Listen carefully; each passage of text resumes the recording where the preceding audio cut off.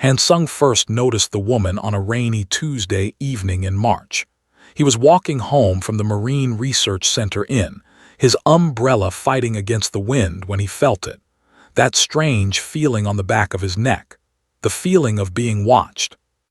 He turned around quickly, water splashing under his shoes. The street was empty except for a few cars passing by.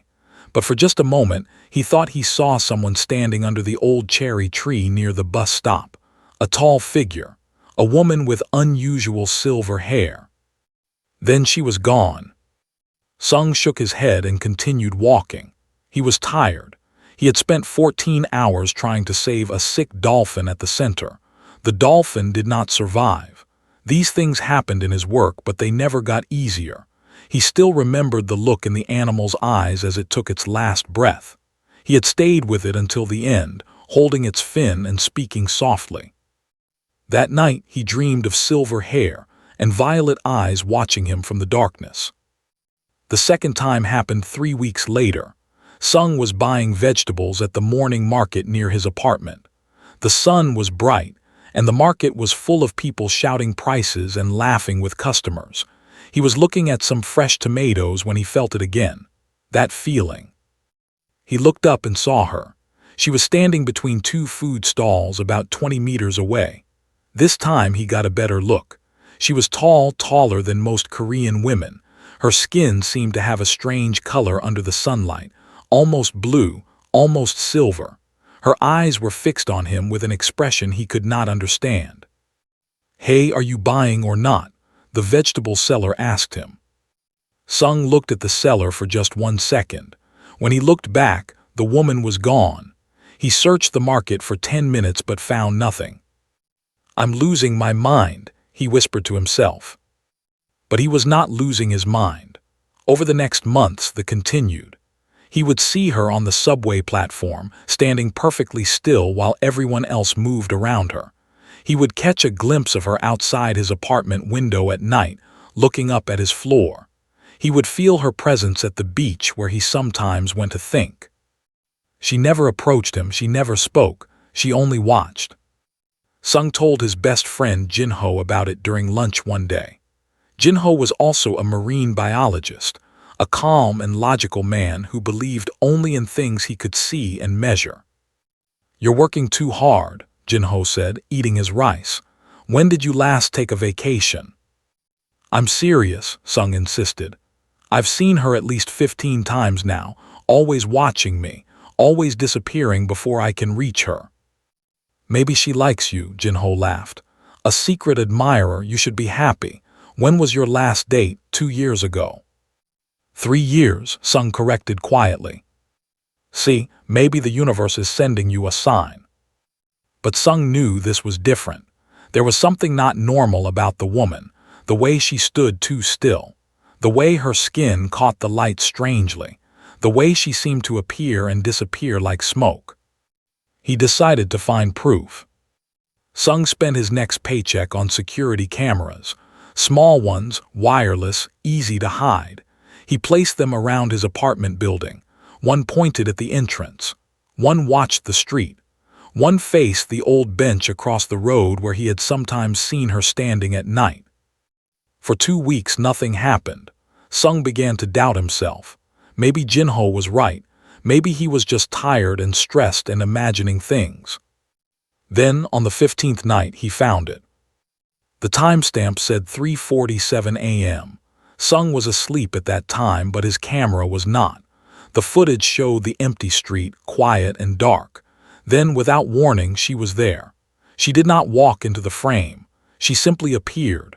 One moment the street was empty, and the next moment she was standing under the streetlight.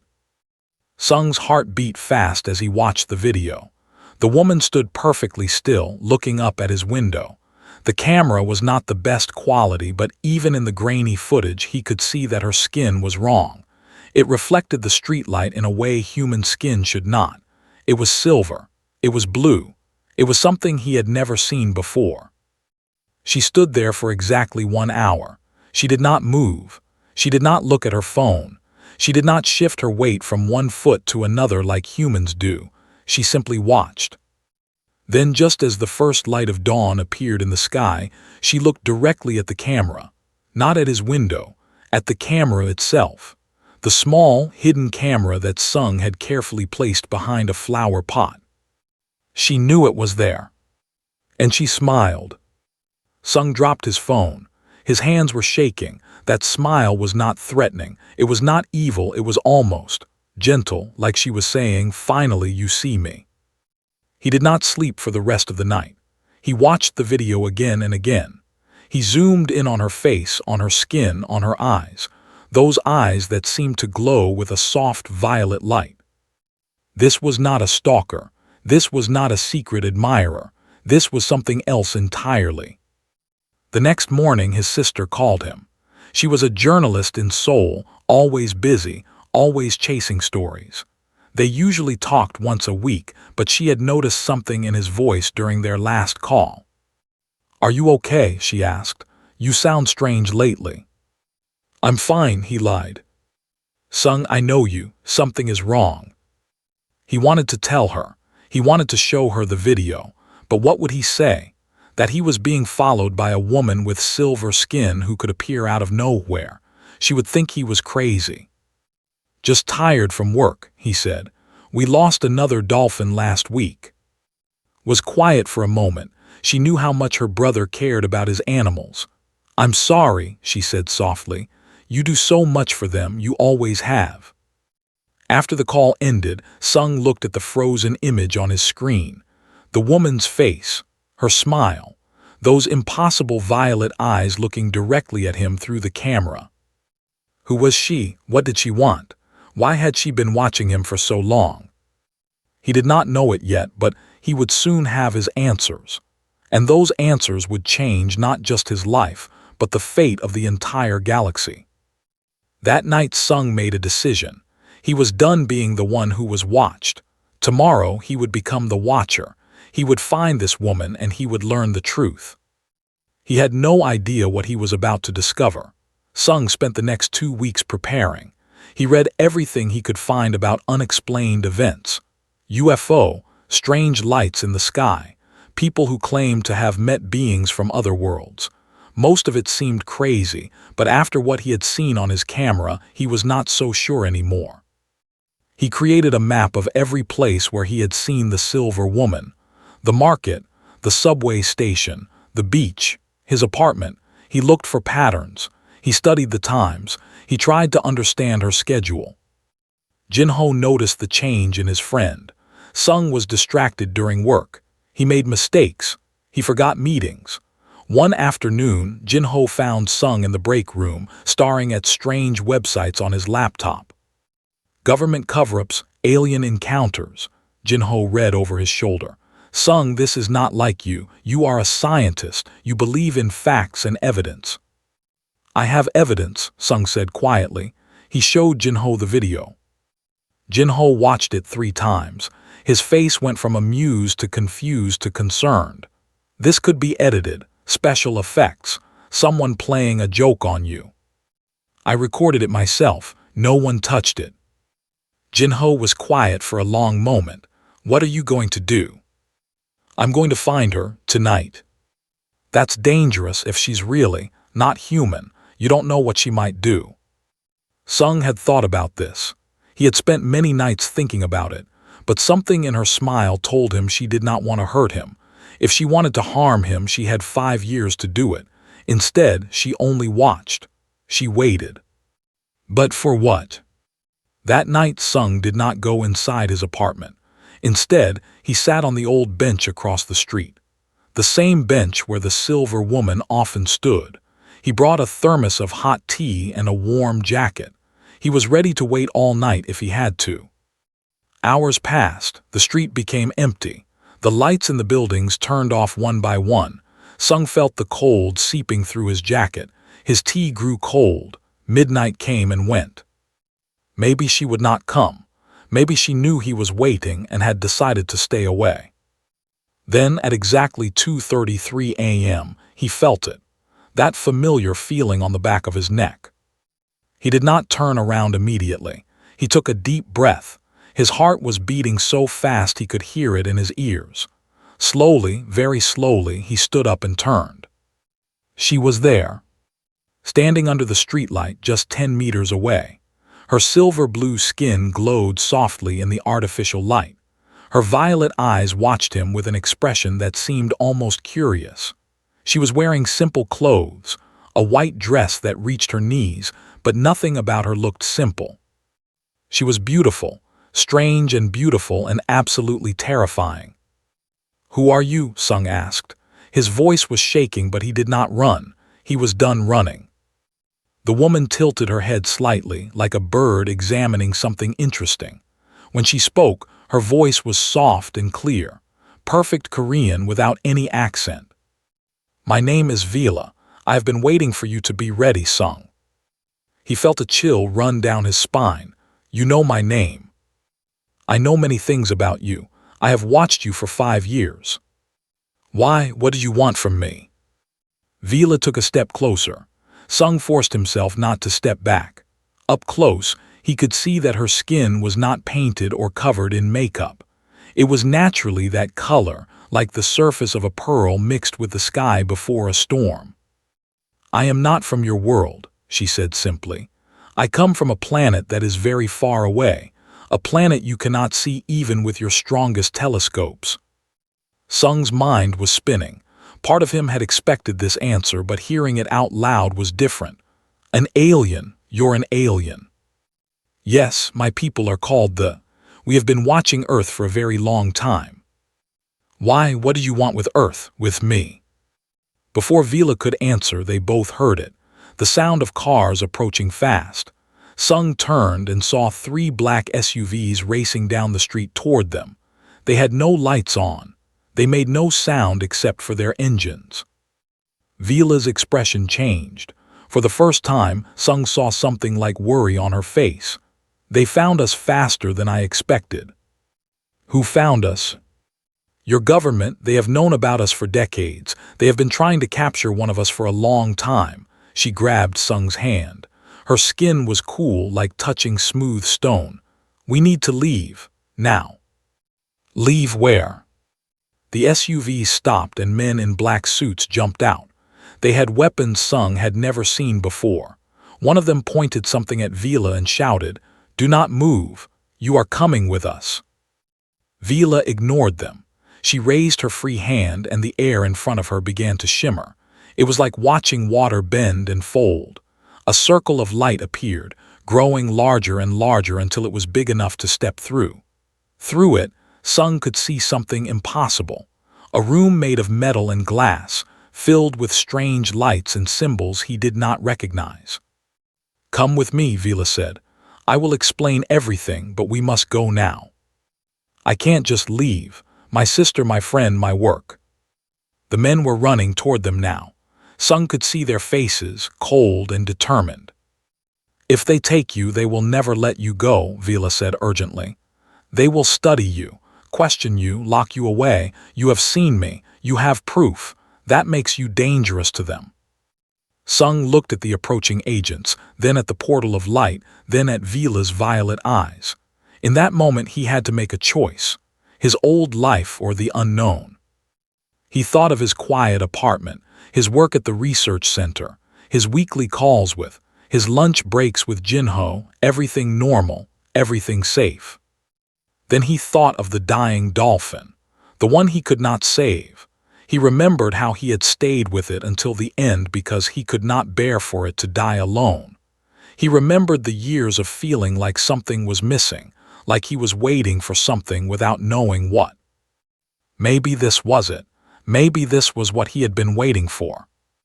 He held Vila's hand. "Let's go." They stepped through the portal together. Behind them, the agents shouted and fired their weapons, but it was too late. The portal closed with a soft sound like a whisper. Sung found himself standing in a large circular room. The walls curved around him like the inside of an egg. Strange symbols glowed on every surface. The floor was smooth and warm under his feet. And through a large window he could see stars. Not the stars from a city sky polluted by lights and smoke. Real stars, thousands of them, millions of them, a great river of light stretching across the darkness. "Where are we?" he whispered. "You are aboard my ship," Vila said. "We are currently in orbit around your moon." Sung walked to the window. He could not breathe. He could not think. Below him he could see Earth, his planet, his home. It looked so small from here, so fragile, a little blue ball floating in the endless black. "I have many things to tell you," Vila said, standing beside him. "Things about your world, your people, and why I have been watching you." Sung could not look away from Earth. Somewhere down there was probably sleeping. Jinho was probably dreaming, and they had no idea where he was. "Tell me everything," he said. Vila nodded. "It begins a long time ago when the first seeds of life were planted across the galaxy, and it involves you, Sung, more than you can imagine." The stars shone bright and cold around them, and Sung knew that nothing would ever be the same again. Vila led Sung through the corridors of her ship. The walls seemed to be alive, glowing with soft blue light that moved like water. Every door opened before they reached it, as if the ship could read their minds. Maybe it could. "Are you hungry?" Vila asked. "Thirsty? Your species requires frequent nutrition." "I'm fine," Sung said, though his stomach was tight with nerves. "I just want answers." They entered a smaller room with a large table in the center. When Vila touched it, the surface came alive with images. Stars, planets, galaxies spinning slowly in the air above the table. It was the most beautiful thing Sung had ever seen. "What I am about to tell you will be difficult to believe," Vila said, "but I need you to listen with an open mind." Sung nodded. After everything he had seen tonight, he was ready to believe almost anything. Vila waved her hand and the image changed. It showed a vast civilization spread across thousands of stars, ships moving between planets, cities floating in space, beings of many different shapes and sizes living together. "This is the Galactic Concord," she explained, "an alliance of over 200 species from across the galaxy. We have existed for more than 50,000 years. We share knowledge, resources, and technology. We maintain peace." Sung stared at the images in wonder. All those worlds, all those lives. Humanity had spent centuries dreaming about life in the stars, and here it was, real and beautiful and impossibly vast. "And your people.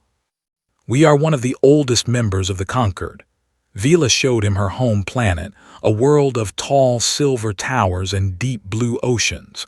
"We were among the first to travel between stars, and we were among the first to do something else." She paused. "We planted seeds." "Seeds?" "Life seeds. Millions of years ago, the Concord began a project.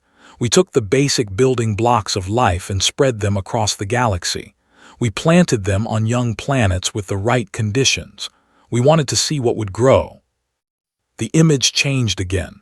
Sung saw a blue planet covered in water and green land. His heart jumped when he recognized it. "Earth," he whispered. "Yes, Earth was one of our seeded planets. We visited your world millions of years ago and planted the seeds that would eventually become life." Sung felt dizzy. "You created us humans." "Not exactly. We planted the possibility of life. Evolution did the rest. We did not control what grew. We simply gave Earth the chance to create something." This was too much. Sung sat down heavily on a chair that seemed to grow from the floor just for him. "So humans are an experiment." Vila's face showed something like sadness. "That is how the Conquered saw you, at first." "At first." She sat across from him. "When humanity began to develop intelligence, the Conquered watched with interest, but as you grew, they became concerned." "Why?" "Because you were different, very different from any species we had ever seen." Vila waved her hand and images of human history appeared. Wars, violence, destruction. Humans were aggressive, emotional, chaotic. You fought wars over land, over ideas, over things that other species considered meaningless. Sung felt shame rise in his chest. He knew human history was full of darkness. The Conquered decided that humanity was a failed experiment, Vila continued. They voted to abandon Earth, to erase all records of your existence, to leave you alone and never return. They gave up on us. Yes, thousands of years ago the Conquered left Earth behind. As far as most species know, your planet does not exist.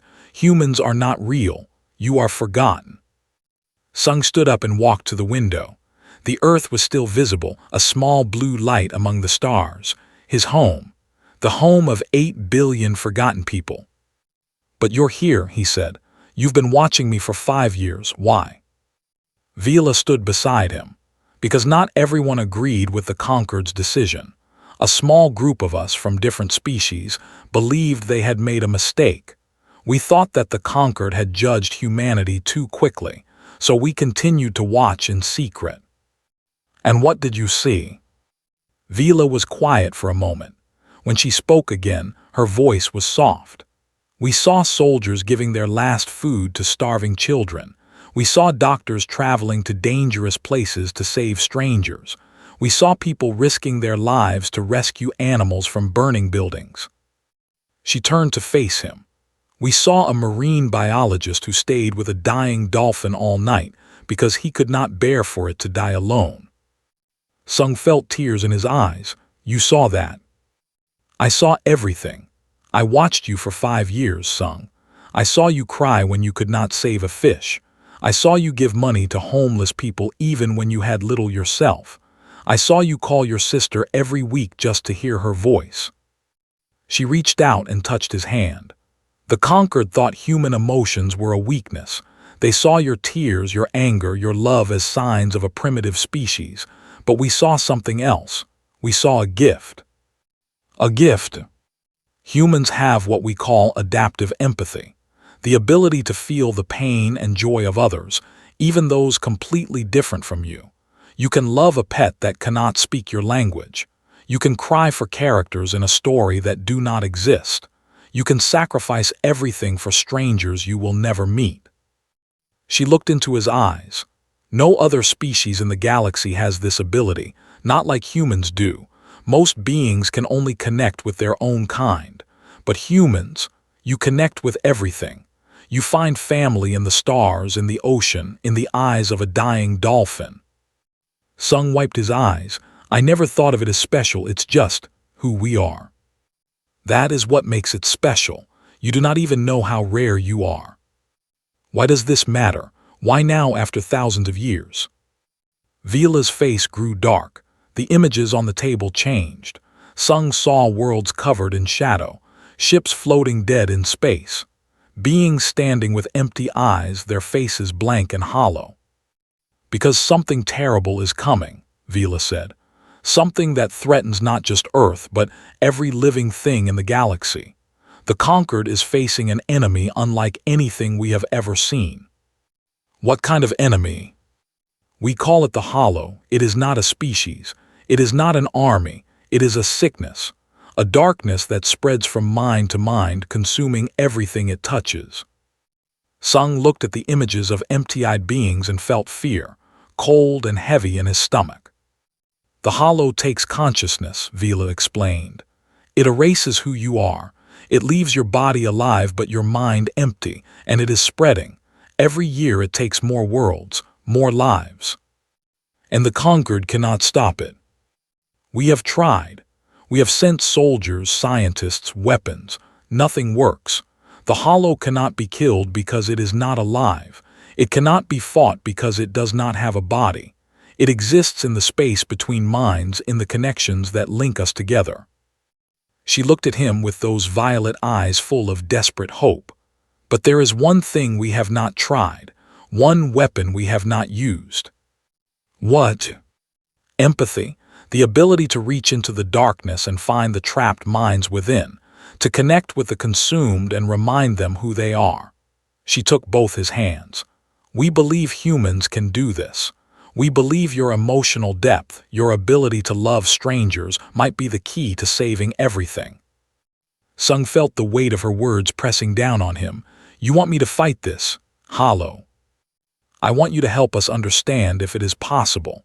If humans really can reach where we cannot. Why me? There are 8 billion humans on Earth. Why did you choose me? Vila smiled, and it was the same gentle smile she had given the camera that night. Because I watched thousands of humans over the years. Famous ones, powerful ones, brilliant ones, but none of them had what you have. What do I have? A heart that cannot look away from suffering, a soul that mourns every loss. You are not special because you are strong, Sung. You are special because you are kind. Sung looked at the dying worlds on the table, at the stars outside the window, at the beautiful alien woman who had spent 5 years believing in him. He was just a marine biologist he talked to dolphins and cried at sad movies. How could he possibly save the galaxy? But somewhere in his chest, he felt something stir, something that had been waiting his whole life. Tell me more, he said. Tell me everything about the Hollow. And Vila began to speak. The ship moved through space faster than Sung could understand. Vila had tried to explain it to him, something about folding the distance between 2 points, but his human brain could not fully grasp it. All he knew was that one moment they were near Earth's moon, and the next they were somewhere else entirely. I want to show you something, Vila said. Words cannot describe what we are facing. You need to see it. They stood before the large window as the ship approached a planet. It was about the size of Earth, with blue oceans and green continents. It looked peaceful from a distance, beautiful even. This is, Vila said. It was home to 12 billion people. There were artists, musicians, dreamers. They created beauty that made even the coldest hearts weep. Sung noticed the past tense. The Hollow came to 18 months ago. As the ship moved closer, Sung could see something wrong. The cities on the planet's surface were dark. No lights. No movement. Great ships floated in orbit, but they were empty, drifting like dead leaves on water. Are they all dead? No, Vila said, and somehow that was worse. They are still alive. Their hearts beat. Their lungs breathe, but they are not there anymore. Their minds have been taken. The ship entered the atmosphere and descended toward one of the cities. Sung pressed his face against the window, not wanting to see but unable to look away. The city was frozen. People stood in the streets, in doorways, on balconies. Millions of beings with silver skin, similar to Vila's but different, with 4 arms and kind faces. They stood perfectly still, their eyes open but seeing nothing. Empty. The Hollow does not kill, Vila explained quietly. It takes. It consumes consciousness and leaves the body behind. These people are still in there somewhere, trapped in darkness, unable to scream, unable to die, unable to do anything but exist in silence. Sung felt sick. He had seen death many times in his work. He had held dying animals and watched the light leave their eyes. But this was different. This was a fate worse than death. Why, he asked, what does the Hollow want? Why does it do this? We do not know. We have never been able to communicate with it. It does not seem to want power or territory or resources. It just spreads, like a fire that burns without heat, like a disease that takes but never kills. The ship rose back into space, leaving the frozen city behind. Sung was grateful. He did not want to see any more. How did it start? Vila brought up images on her display. The first reports came from the outer reaches of the galaxy about 200 years ago. A small colony went silent. When ships arrived to investigate, they found the people standing still, their minds gone. We thought it was a local problem, a strange phenomenon. We were wrong. The images showed more planets falling, more civilizations frozen, the darkness spreading inward, getting closer to the heart of the conquered. We sent armies, the greatest warriors from 100 worlds. They could not fight an enemy they could not see. The Hollow does not have soldiers. It does not have weapons. It simply moves from mind to mind, spreading through any connection. Connection. When 2 beings communicate, they create a link, a tiny bridge between minds. The hollow uses those bridges. Every conversation, every moment of understanding becomes a doorway for it to enter. Sung felt cold, so the more connected a species is, the faster it falls. They were deeply connected to each other. They shared art, music, emotions freely. That is why the hollow took them so quickly. But if connection is the problem, why do you think empathy is the solution? Vila looked at him with those strange violet eyes. Because our soldiers tried to fight the hollow, they built walls around their minds. They cut off their connections to each other. They became cold and isolated, and still the hollow took them. She walked to the window, but we noticed something. In a few rare cases when the hollow was taking a mind, something strange happened. If someone who truly loved that person reached out, really reached out with everything they had, the hollow hesitated. For just a moment, the connection between love was stronger than the connection of darkness. For just a moment, the victim came back. They remembered who they were. But it didn't last. Vila shook her head sadly. Our people love each other, but our love is quiet, controlled. We value logic and reason over emotion. When we reach out to the consumed, we reach with our minds, not our hearts. It is not enough. She turned to face him. But humans are different. You love loudly, desperately. Your emotions burn like fires. When you cry with your whole body. When you love with everything you are. You think we can reach them, the people trapped in the hollow. I think you might be able to do what no other species can. To burn so brightly that even the deepest darkness cannot swallow you. To love so fiercely that you can pull the lost back from the void. Sung was quiet for a long time. He thought about his life, the animals he had tried to save, the ones he could not. He thought about his sister, how she had spent her life telling stories because she believed words could change the world. He thought about Jinho, who pretended to be cold and logical but who had once stayed at the hospital for 3 days when Sung was sick.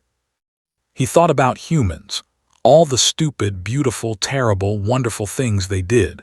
Wars and weddings, hate and hope, destruction and creation. Maybe they were chaotic, maybe they were emotional, but that chaos, those emotions, that was what made them human. Why me? He asked again. You said you watched thousands of humans. Surely there are better choices. Leaders, heroes, great people. Vila sat beside him. I will tell you why I chose you. It was not because of something big. It was something small. Something you probably do not even remember. What? 3 years ago there was a storm. A big one. You were working at the research center when a call came in. A whale had gotten trapped in a fishing net near the coast. The storm was too dangerous. Your leaders told everyone to stay inside. Sung remembered. The wind had been so strong it knocked down trees. You went anyway, Vila continued. You took a small boat into the storm, alone. You found the whale tangled in the net, drowning slowly. You stayed in that water for 4 hours, cutting the ropes with your hands until they bled. The waves threw you against the rocks. You almost died 3 times. I saved her, Sung said quietly. The whale, she was pregnant. Yes, and when she was finally free, you watched her swim away. You were bleeding and freezing and barely alive. And do you know what you did? Sung shook his head. You smiled and whispered good luck with the baby. Then you passed out. Vila touched his face gently. That is why I chose you, not because you saved the whale. Many people would try to do that. I chose you because you almost died, and your last thought was happiness for a creature that could never thank you. Sung felt tears running down his cheeks. He did not try to stop them. Your heart is too big for logic, Vila said. You feel too much. You care too much. In the eyes of the conquered, those are weaknesses, but I think they are your greatest strengths. Outside the window, the stars continued to shine. Somewhere out there, the darkness was spreading. Worlds were falling. Minds were disappearing. What do you need me to do? Sung asked. Come with me to the conquered. Let them see what humanity truly is. And if you are willing, help us find a way to fight back." Sung looked at his hands, the same hands that had cut the ropes to free a whale, the same hands that had held a dying dolphin, the same hands that had waved goodbye to his sister every time she left for Seoul. Small hands, weak hands, human hands. "Okay," he said, "I'll try." Vila smiled, and for the first time it looked like hope. The conquered station was bigger than any city Sung had ever seen. It floated in space like a wheel made of light, spinning slowly against the darkness. Ships of every size and shape moved around it like fish around a reef. "This is Central Station," Vila explained as their ship approached. "The heart of the Galactic Concord. Representatives from every member species live and work here." Sung pressed his face against the window like a child seeing the ocean for the first time. "How many people live here?" "About 40 million. His mind could not even hold that number. 40 million beings all in one place, all working together. And none of them knew that humans existed. The ship docked and Sung followed Vila through corridors filled with aliens. He tried not to stare, but it was impossible. There were tall beings with long necks and sad eyes, short beings covered in soft fur, beings that seemed to be made of crystal, their bodies catching the light like living diamonds. Some walked, some floated, some moved in ways he could not describe. And every single one of them stared at him. "They have never seen a human before," Vila said quietly. "You are very interesting to them. I feel like an animal in a zoo." "I understand, I am sorry." A group of officials was waiting for them at the end of the corridor. They wore robes of deep purple, and their faces were serious. The leader was like Vela, but older, with skin that had faded to a pale gray. "You brought it here," the old said, looking at Sung with cold eyes, "against the direct orders of the council." "His name is Sung," Vila said calmly, "and he is not in it. He is a person. He is from a forgotten species, a failed experiment. He should not be here." Sung felt anger rise in his chest, but he kept quiet. He was a guest here, a stranger. He had no right to speak. "The council has agreed to see him," Vila said. "Let them decide." The old looked at Sung for a long moment. Something in his eyes softened just a little. "Very well, but he is your responsibility. If he causes problems, you will answer for it." They were taken to a small room to wait. Sung sat on a chair that was too big for him, his feet dangling above the floor. He felt very small, very human. "They hate me," he said. "They fear you," Vila corrected. "There is a difference. The conquered abandoned your species because they were afraid of what you might become. Now you are here in their home. It makes them uncomfortable. What if they're right? What if humans are just a mistake?" Vila sat beside him. "Then we will prove them wrong." Hours passed. Sung was given food that tasted strange but not bad. He was given water that sparkled with tiny lights. He tried to sleep but could not. His mind kept returning to Earth, to Njinho, to his small apartment and his quiet life. Finally, a young came to take them to the council chamber. As they walked, they passed through a section of the station that felt different, quieter, sadder. "What is this place?" Sung asked. "The refuge," Vila said. "It is where we keep the survivors." Through windows, Sung could see rooms filled with beings from many species. But unlike the busy crowds outside, these beings were silent. They sat alone or in small groups, staring at nothing. Some of them had the same empty look he had seen on. "They are the ones we managed to save from the hollow's edge," Vila explained. "Their minds were touched but not fully taken. They are alive but damaged. Many of them have not spoken in years." Sung stopped walking. Through one window he could see a small child sitting in a corner. She was with silver skin like Vila's, but her eyes were dull and distant. She held a small toy in her hands but did not play with it. She did not move at all. "What happened to her?" "Her parents were taken by the hollow. She watched it happen. She has not spoken since." Something in Sung's heart broke. He knew that look. He had seen it in the eyes of animals who had given up, the look of someone who had lost everything and did not know how to continue. Can I talk to her?" Vila looked surprised. "We are expected at the council." "Please, just for a moment." Vila hesitated, then nodded. She spoke to the caretaker and the door opened. Sung walked slowly into the room. The child did not look up. He sat down on the floor across from her, making himself small and unthreatening. "Hi," he said softly. "I'm Sung. I'm from very far away." The child did not respond. "I see you have a toy. What's its name?" Silence. Sung did not give up.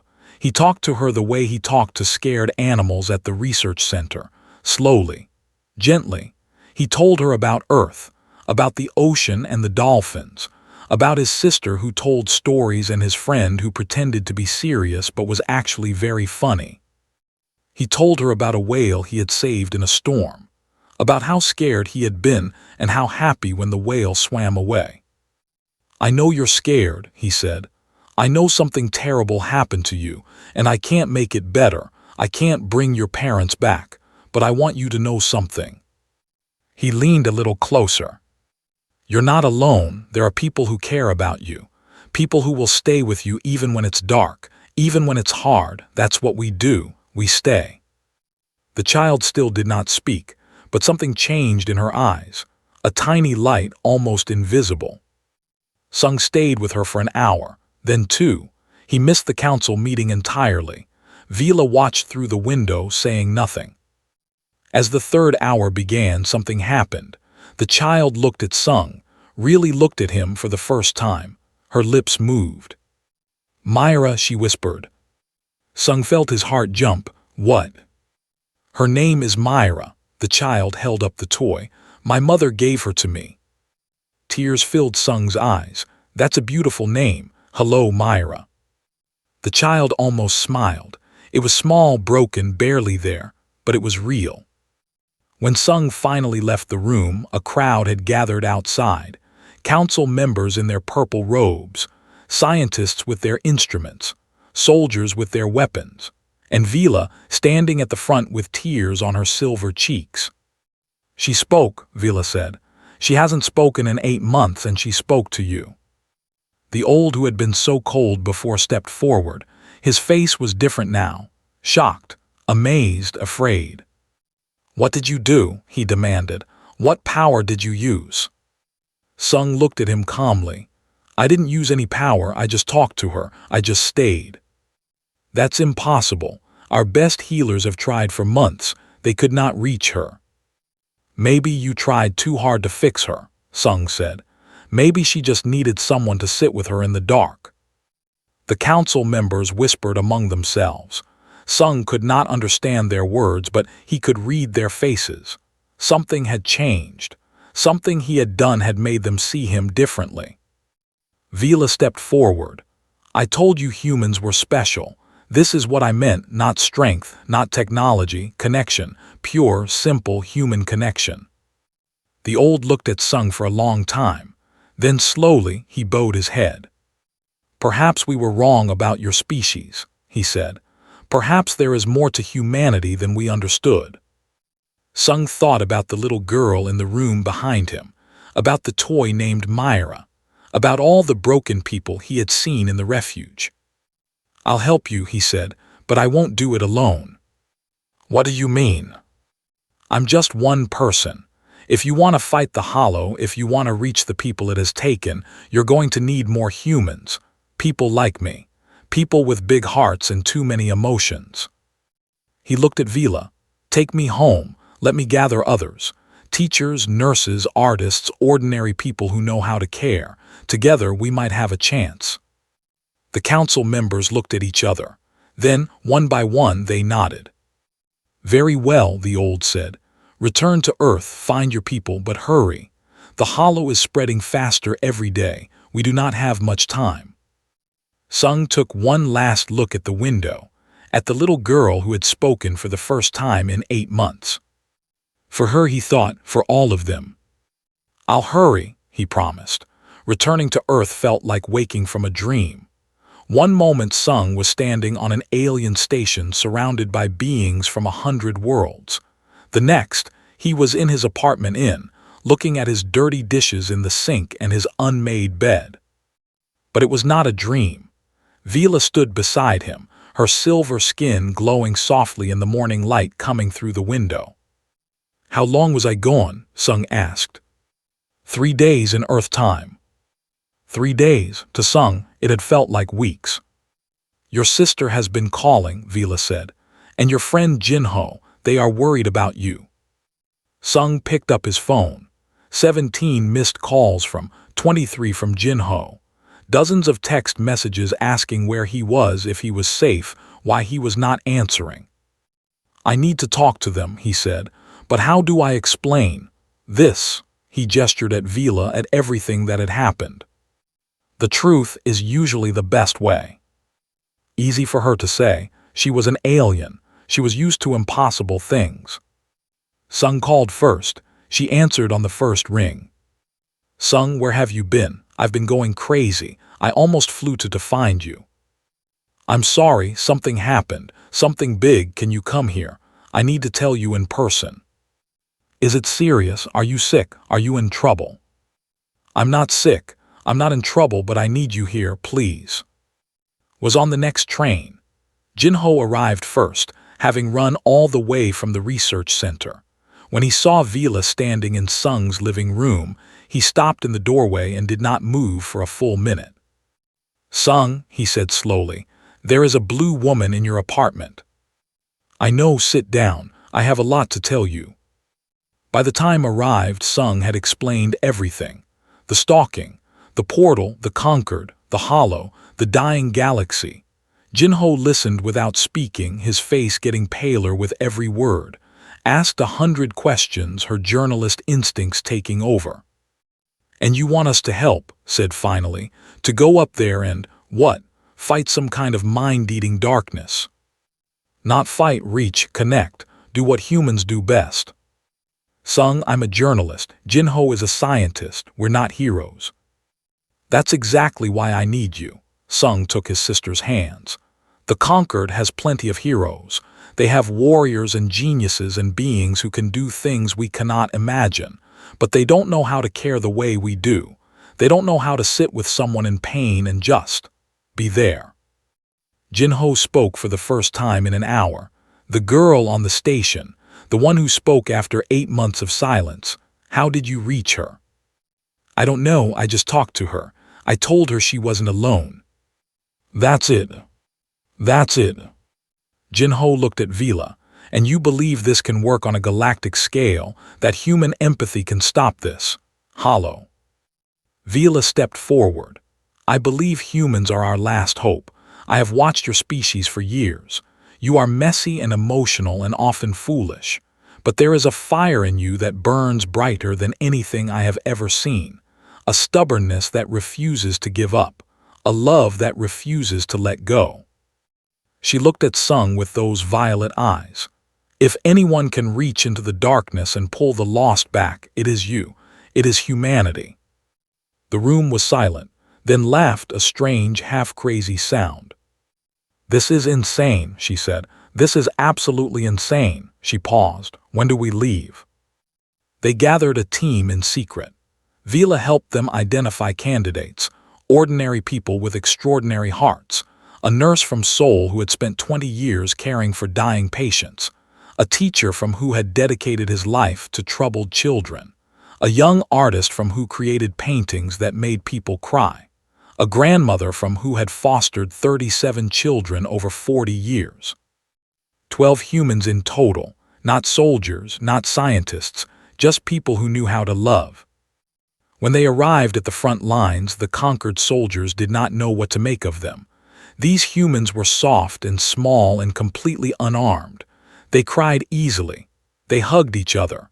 They told jokes that made no sense. "These are our saviors," one soldier muttered. "We are doomed." The planet was called 7. Half of it had already fallen to the hollow. The other half was held by conquered forces, barely. Every day the darkness crept closer. Every day, more minds were lost. The humans walked into the infected zone. They carried no weapons. They wore no armor. They only carried themselves. Sung led the way. Behind him walked Jinho and the others. Their hearts were beating fast, but they did not run. The first victims they found were soldiers. They stood in a row, their eyes empty, their bodies frozen. The hollow had taken them days ago. By all measures, they were already lost. Sung approached one of them, a young soldier not much older than him. He looked into those empty eyes and felt the coldness radiating from within. "Hello," he said softly. "I don't know if you can hear me, but I'm here, and I'm not leaving." Nothing happened. The soldier did not move. But Sung did not give up. He talked. He shared. He told the soldier about Earth, about the ocean, about the feeling of sand between your toes. He talked about love and loss and hope. He talked until his voice was hoarse. The other humans spread out, each finding their own victims, sat with a fallen scientist, holding her hand and telling her stories. Jinho spoke to an engineer, describing the beauty of mathematics and the wonder of discovery. The nurse sang lullabies. The teacher spoke about the joy of learning. The artist described colors and light. Hours passed. The conquered soldiers watched from a distance, expecting the humans to fail, expecting the hollow to take them too. But something strange began to happen. The coldness started to fade. Not everywhere, not all at once, but in small places. Around the humans, the air became warmer. The darkness seemed to pull back just a little. And then, for the first time in the history of the conquered, a consumed victim moved. It was the young soldier Sung had been talking to. His hand twitched, his eyes flickered, and then, slowly, painfully, he turned his head to look at Sung. "Who?" he whispered. "Who are you?" Sung felt tears streaming down his face. "I'm a friend. I'm here to bring you home." Across the zone, other victims began to stir. Not all of them, not even most of them, but some. The ones the humans had reached with their hearts, their words, their endless stubborn love. The conquered soldiers could not believe what they were seeing. Beings who had been lost to the hollow for weeks were waking up, slowly, confused but alive, really alive. Vila watched from the command center, tears running down her silver cheeks. Beside her stood the old who had once called humans a failed experiment. "How is this possible?" he whispered. "They love too much," Vila said. "They care too deeply. They refuse to let go even when all hope is lost." She smiled through her tears. "That is humanity. That is their gift." On the battlefield had managed to wake the fallen scientist. The woman was crying in her arms, confused and frightened but present. Real. "It's okay," whispered. "You're safe now. You're not alone." The hollow had not been defeated. It was too vast, too ancient, too powerful for 12 humans to destroy. But for the first time, it had been pushed back. For the first time, the consumed had been reclaimed. The conquered did not just find soldiers that day. They found healers. And that changed everything. 5 years passed. Sung stood on a balcony overlooking the city of New Harmony, the first settlement built by humans and conquered species together. It rose on a world that had once been lost to the hollow, a world that humanity had helped to reclaim. The towers were made of crystal and steel, conquered technology and human design blended together. Gardens grew between the buildings, filled with flowers from 100 planets. Children of many species played in the streets below, their laughter mixing with the sound of music and conversation. It was beautiful, it was impossible, it was home. "You're thinking again," Vila said, stepping onto the balcony beside him. "You always get that look when you're thinking." Sung smiled. After 5 years, he still felt a flutter in his chest when she was near, just remembering how it all started. "Ah, the strange woman who watched you from the shadows. The alien who stalked me for 5 years and then saved my life." Vila laughed. It was a sound Sung had grown to love, like bells ringing in the wind. "I prefer to think of it as observing with interest." The battle against the Hollow was not over. Perhaps it would never be truly over. The darkness was ancient and vast, spreading across galaxies that the conquered had not yet reached. But it had been slowed. In many places, it had been pushed back. And that was because of humanity. After the victory on 7, word had spread through the conquered. The forgotten species, the failed experiment, had done what no one else could. They had reached into the darkness and pulled the lost back into the light. More humans had been brought from Earth. Carefully, slowly, with the agreement of Earth's governments who had finally been told the truth about the universe. Not soldiers, but healers, counselors, artists, teachers, ordinary people with extraordinary hearts. They were spread across the front lines, working alongside conquered forces. They did not fight. They did not kill. They simply reached out again and again, refusing to give up on anyone. The Hollow had no defense against love. It could consume fear. It could eat hope. But love that persisted even when there was no reason to persist. Love that stubbornly refused to let go. That was something it had never faced before. Slowly, the tide began to turn. Sung had become the first human representative in the Galactic Conquered. It was a strange position for a marine biologist from. He still felt out of place in the Grand Council chambers, surrounded by beings who had traveled the stars for. But he had learned that his discomfort did not matter. What mattered was the work, the endless, exhausting, beautiful work of reaching out. "This broadcast is starting soon," Vila reminded him. They walked inside, to a room where a large screen showed a familiar face. Had become the voice of humanity in the galaxy. Her stories, told in her warm and funny way, were broadcast across thousands of worlds. She told tales of Earth, of its oceans and mountains, of its people who fought and loved and cried too easily. Aliens who had never met a human listened to her stories and felt something stir in their hearts, something they had forgotten how to feel. "Good evening, everyone," said on the screen, smiling. "Tonight, I want to tell you about a holiday my people celebrate. We call it. It's a time when families come together, even if they have to travel far. A time to remember those we've lost and celebrate those who remain." Sung watched his sister with pride. She had found her purpose here, among the stars. Her words had healed almost as many as his actions. In another part of the station, Jinho was teaching a class. He had become a bridge between human and alien science, showing the conquered that there were other ways to solve problems, ways that did not rely on cold logic alone. "The key is not to eliminate emotion from your calculations," he was saying to his students, a mix of young aliens from different species. "The key is to use emotion as data, to understand what drives people, what they fear, what they love. That is how you solve real problems." The grandmother was running a nursery for orphaned children from worlds lost to the Hollow.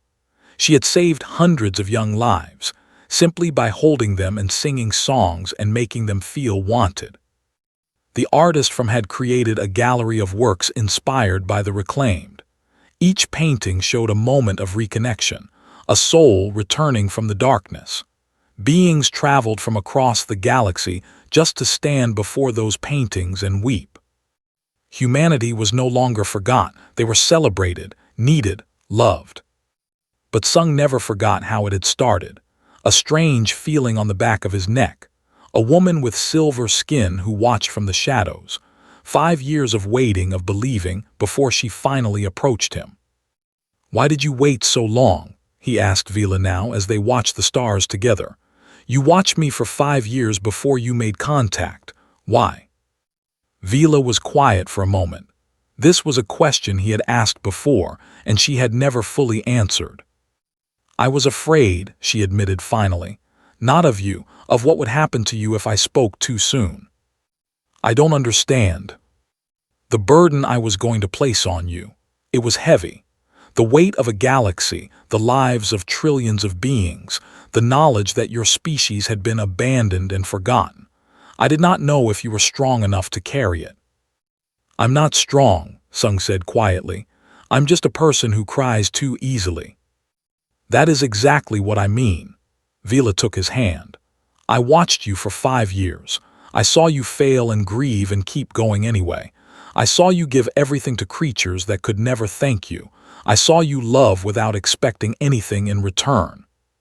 She looked into his eyes, her violet gaze soft and warm. "I waited because I needed to be sure. Sure that when I told you the truth, you would not break. And you know what convinced me in the end?" "What?" "It was not one moment. It was all of them together. Every small kindness, every quiet tear, every time you chose to stay when it would have been easier to leave. You showed me, day after day, that human hearts do not give up." Sung felt tears in his eyes. Even after 5 years, even after everything, he still cried easily. He supposed that would never change. "I'm glad you chose me," he said. "I'm glad you said yes." They stood together in silence, watching the galaxy spread out before them. Somewhere out there, the darkness still waited.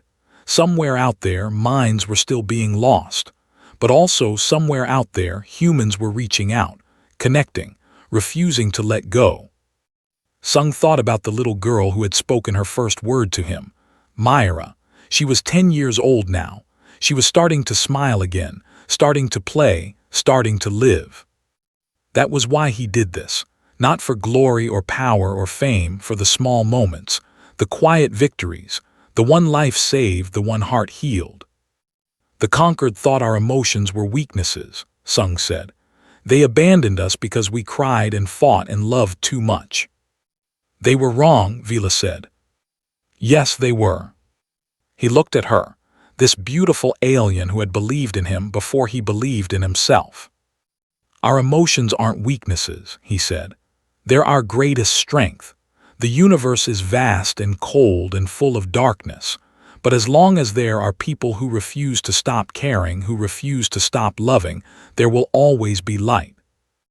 Vila smiled, and it was like watching the sun rise on a new world.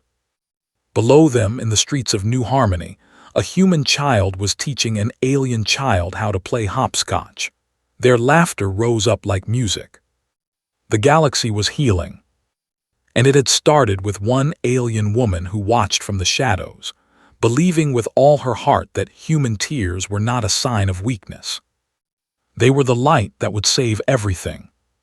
The stars shone bright and warm around them, and somewhere, in the great darkness between galaxies, the Hollow felt something it had never felt before.